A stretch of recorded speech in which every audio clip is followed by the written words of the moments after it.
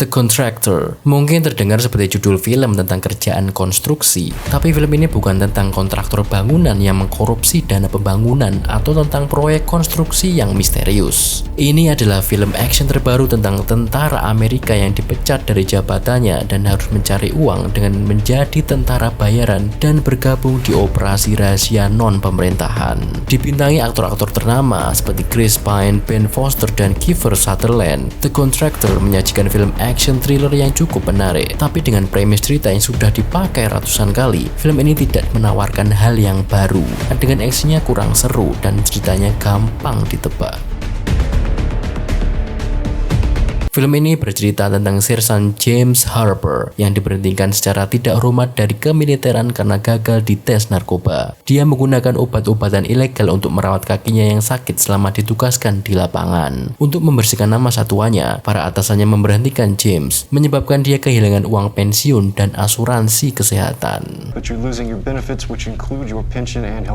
Kembali ke rumahnya, James dihadapkan pada utang yang kian menumpuk dan harus menafkahi istrinya, Brienne, dan anaknya Jack. Merasa tidak ada jalan lain, James memutuskan untuk terjun ke dunia kontrak rahasia.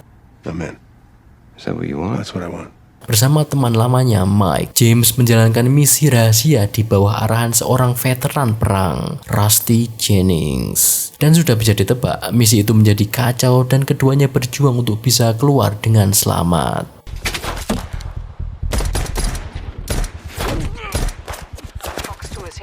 Disutradarai oleh Tarik Saleh dengan sinematografer Pierre Aim, The Contractor memperlihatkan visual yang kalem dari awal sampai akhir film. Ini adalah jenis film yang mudah diikuti mata. Adegan-adegannya yang diedit secara rapi dengan warna-warna yang natural. Dari visualnya, Tarik Saleh tampaknya memang ingin menunjukkan realisme dalam filmnya. Selama 30 menit awal, cerita dibangun perlahan tentang background keluarganya beserta masalah-masalah yang mereka hadapi. Gaya penceritaannya terlihat lembut dan natural.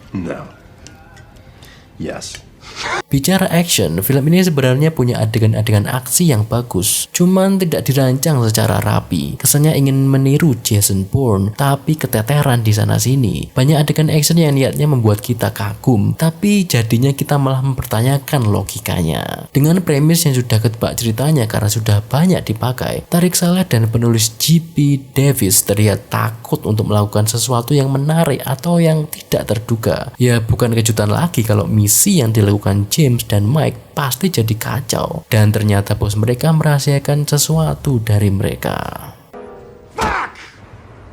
Itu adalah premis film yang umum. Mungkin hanya orang yang belum pernah nonton film yang bakal terheran-heran dan kagum. Yang membuat film ini tetap menarik untuk ditonton sampai akhir hanyalah acting Chris Pine yang selalu solid di film apapun. Pine dengan wajah seriusnya berhasil menjadi sosok mantan tentara yang masih tangkas dan cerdas. Gerakannya mengeksekusi skill-skill teknikal begitu luwes dan dingin.